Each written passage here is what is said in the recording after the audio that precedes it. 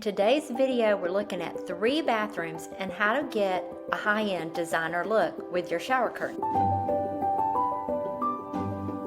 Ready to give your bathroom a quick makeover? Today I'm sharing some shower curtain ideas that I promise you can do too. So let's get started and we'll head to my guest bathroom.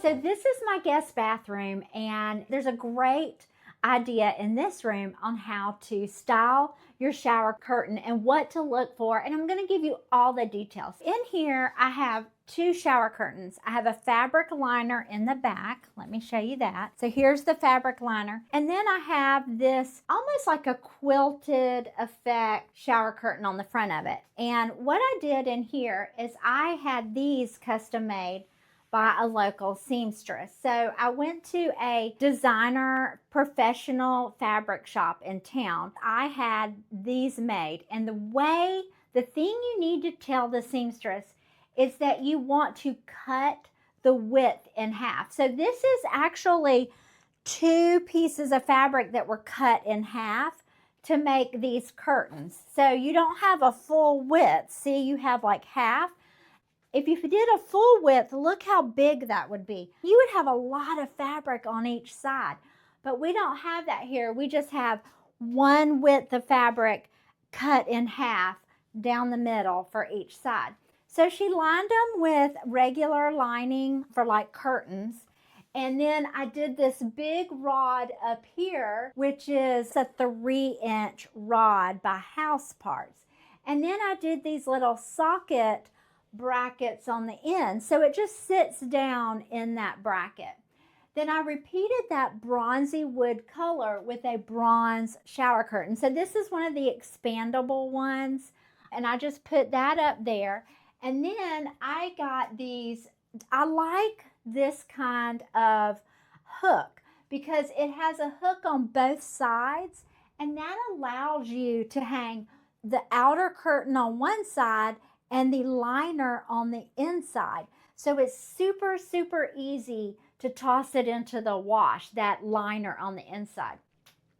So about this monogram, these are my daughter's first initials, Savannah and Hannah, and then the last name in the middle. And that's how I pulled off the monogram. If you have a bunch of kids or you want it just to be a general guest bathroom monogram, you could just do your first initial of your last name and not do the additional ones. So I matched this up with a color in this curtain. Now here's a designer tip that I want you to learn from my mistake. So if you stand back and look at that fabric and ask yourself, what color is jumping out at me? What color is reading from a distance? Because this color, it doesn't read from a far distance. It reads from here. But a far distance, that brown picks up really strong. So I probably would have maybe done this in brown, but then again, I love blue. I probably would have done it in blue anyways. But this is how I created this more higher end designer look in this bathroom. And I coordinated this fabric onto my Valance over here. And if you're wondering where that pattern came from, that pattern came from Southern Living way back when. So here's the fabric that is on the shower curtain. So I lined the inside with that fabric to repeat the pattern. And then I did this pretty equestrian looking scene on this part, and then tied this little piece of trim here with the monogram. So do you see how it all pulled together?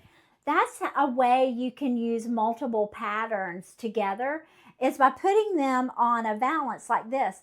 This is such a timeless and classic piece, and if I can remember correctly, I think that fabric was by Tebow, which is actually a wallpaper company. I love their design, so that was one of them. But let's go look at the other bathroom and I'll show you the same concept, but a little different.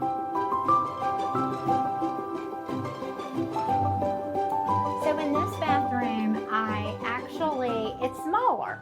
This bathroom is smaller than the other bathrooms.